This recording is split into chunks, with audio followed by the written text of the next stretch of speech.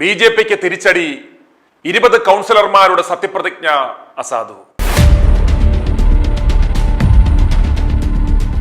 നമ്മുടെ ജനപ്രതിനിധികൾ നാളെ ചാത്തന്മാരുടെയും തീവട്ടി കുടുംബം കലക്കി പാച്ചർമാരുടെയും മനുഷ്യദൈവങ്ങളുടെയും ഒക്കെ പേരിൽ സത്യപ്രതിജ്ഞ ചെയ്യുന്ന അവസ്ഥ ഒന്ന് ഓർത്തു നോക്കിക്കേ. ബഹുമാനപ്പെട്ട ഹൈക്കോടതി ഇന്ന് ഇപ്രകാരം ഒരു വിധി പുറപ്പെടുവിച്ചില്ലായിരുന്നു എങ്കിൽ ഇപ്രകാരമുള്ള സത്യപ്രതിജ്ഞകൾക്ക് നാളെ കേരളം സാക്ഷ്യം വഹിച്ചേനെ. ഇനി കാര്യത്തിലേക്ക് വരാം. ദേവീദേവന്മാരുടെയും ചാത്തൻ സ്വാമികളുടെയും ബലിദാനികളുടെയും ഭാരതാംബയുടെയും നാമത്തിൽ തിരുവനന്തപുരം കോർപ്പറേഷനിലെ 20 ബി.ജെ.പി കൗൺസിലർമാർ സത്യപ്രതിജ്ഞ ചെയ്തത് അസാധുവാണെന്ന് ഹൈക്കോടതി വിധി പ്രസ്താവിച്ചു. കേരള മുനിസിപ്പാലിറ്റി നിയമത്തിലെ 3-ാം ഷെഡ്യൂൾ പ്രകാരം ദൈവനാമത്തിനുള്ള സത്യപ്രതിജ്ഞയോ ദൃഢപ്രതിജ്ഞയോ ആണ് ചെയ്യേണ്ടുന്നത്. ഇതിൽ നിന്ന് വ്യത്യസ്തമായ സത്യപ്രതിജ്ഞ അസാധുവാണെന്ന് ചൂണ്ടിക്കാട്ടി കോർപ്പറേഷനിലെ CPM parliamentary party leader SP Deepak നൽകിയ ഹർജിയിന്മേലാണ് ജസ്റ്റിസ് PV കുഞ്ഞികൃഷ്ണന്റെ ഈ ഉത്തരവ്. 4 ആഴ്ചയ്ക്കുള്ളിൽ ഇവർ വീണ്ടും സത്യപ്രതിജ്ഞ ചെയ്യണം. അങ്ങനെ ചരിത്രത്തിലാദ്യമായി സത്യപ്രതിജ്ഞയുടെ റീടേക്ക് ഉണ്ടാകുവാൻ പോവുകയാണ്. ഇപ്രകാരം ഒരു വിധി പ്രസ്താവിച്ച ബഹുമാനപ്പെട്ട ഹൈക്കോടതി ജഡ്ജി ജസ്റ്റിസ് PV കുഞ്ഞികൃഷ്ണന് കേരളത്തിലെ സകല ജനാധിപത്യ വിശ്വാസികളും എഴുന്നേറ്റ് നിന്ന് ഒരു സല്യൂട്ട് കൊടുക്കണം.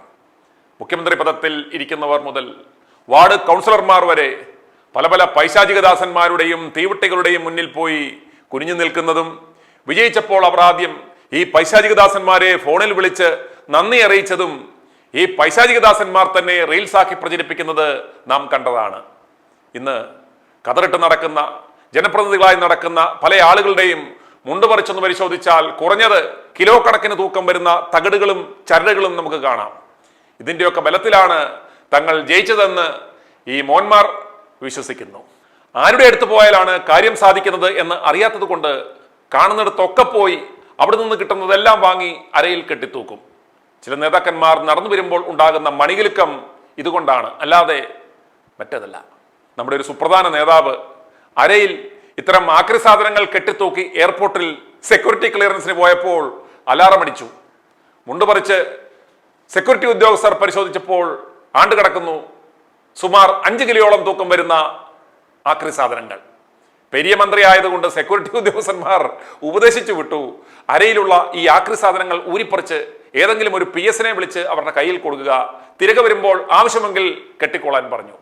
ഇനിയും സെക്യൂരിറ്റി ക്ലിയറൻസിൽ ഇത്തരം പ്രശ്നങ്ങൾ ഉണ്ടാകാതിരിക്കുവാൻ വല്ല ഫൈബർ മെറ്റീരിയലിലും പൂജിച്ച് തരാൻ പറ്റുമോ എന്ന് ആരായാനിരിക്കുകയാണ് നമ്മുടെ പെരിയ മന്ത്രി. വീണ്ടും തിരുവനന്തപുരം വിവാദ സത്യപ്രതിജ്ഞാ വിഷയത്തിലേക്ക്. 1994 കേരള മുനിസിപ്പാലിറ്റി ആക്ട് സെക്ഷൻ 143 പ്രകാരം മുനിസിപ്പാലിറ്റി കൗൺസിലർമാർ തങ്ങളുടെ ഓഫീസ് ചുമതലകൾ ഏറ്റെടുക്കുന്നതിന് മുമ്പായി ചെയ്യുന്ന സത്യപ്രതിജ്ഞ 3-ാം ഷെഡ്യൂൾ പ്രകാരം ദൈവനാമത്തിൽ അല്ലെങ്കിൽ ദൃഢപ്രതിജ്ഞ എന്ന രീതിയിലായിരിക്കണം ചെയ്യേണ്ടുന്നത്.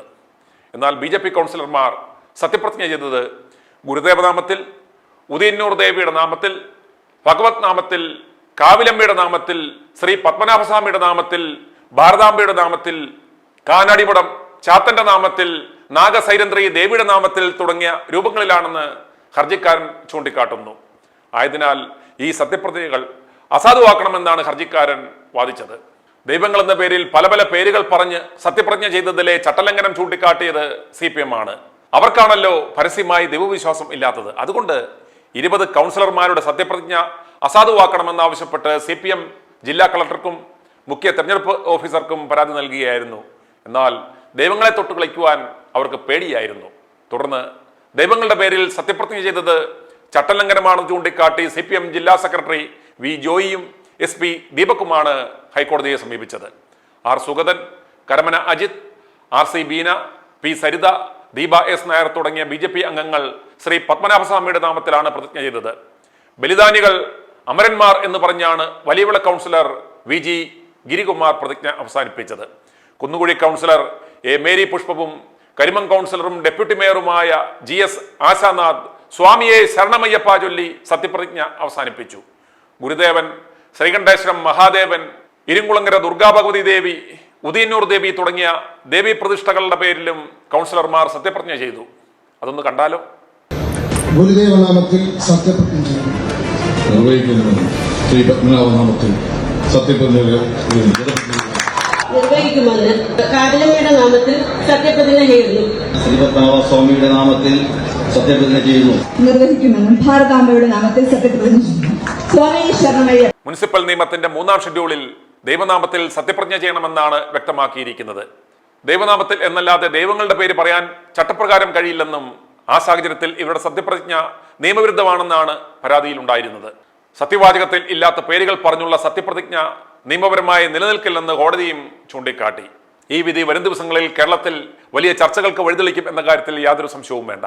ഇനി പുകലതല്ല, ആരൊക്കെയാണ്, ഏതൊക്കെ ദൈവങ്ങളാണ് ദൈവങ്ങളുടെ ലിസ്റ്റിൽ പെടുന്നത് എന്ന് സർക്കാർ ഇനി ജിയോ ഇറക്കണം. ദൈവങ്ങളുടെ ലിസ്റ്റിൽ ഇടം നേടുവാൻ ആഗ്രഹിക്കുന്ന ദൈവങ്ങളുടെ അനുയായികളുടെ കയ്യിൽ നിന്നും അപേക്ഷ സ്വീകരിക്കുന്നു എന്ന വിജ്ഞാപനം ഉടനെ നമുക്ക് പ്രതീക്ഷിക്കാം. ഈ സർക്കാർ ആയതുകൊണ്ട് പാണ്ഡൻ ദാരുവും കൊട്ടാരക്കര അപ്പോത്തോലിയനും എരുമ ബിനുവും ചിലപ്പോൾ വെള്ളാപ്പള്ളി നടേശനും വരെ ദൈവങ്ങളുടെ ലിസ്റ്റിൽ ഇടപിടിക്കുവാനുള്ള സാധ്യതയുണ്ട്. കൊട്ടാരക്കര അപ്പോത്തോലിയന്റെ നാമത്തിൽ സംസ്ഥാന മുഖ്യമന്ത്രി സത്യപ്രതിജ്ഞ ചെയ്തിട്ട് ക്രയോജനിക് സാങ്കേതിക വിദ്യയെക്കുറിച്ചുള്ള ആ സെമിനാർ ഉദ്ഘാടനം ചെയ്യാൻ പോകുന്ന രംഗമെന്ന് ഓർത്തു നോക്കിക്കേ. സത്യം ചെയ്യാനും സത്യപ്രതിജ്ഞ ചെയ്യാനും കേരള സർക്കാരിന്റെ ദൈവങ്ങളുടെ ലിസ്റ്റിൽ എംപാനൽ ചെയ്യപ്പെടുവാൻ സാധ്യതയുള്ള സകല ദൈവങ്ങൾക്ക് വേണ്ടിയും നമുക്ക് ആത്മാർത്ഥമായി കൂട്ടത്തോടെ പ്രാർത്ഥിക്കാം. i2i News, an eye for truth. i2i News subscribe ചെയ്തിട്ടില്ലാത്തവർ ഇപ്പോൾ തന്നെ സബ്സ്ക്രൈബ് ചെയ്യുക. നോട്ടിഫിക്കേഷൻ ലഭിക്കുവാൻ ബെൽ ബട്ടണും അമർത്തുക.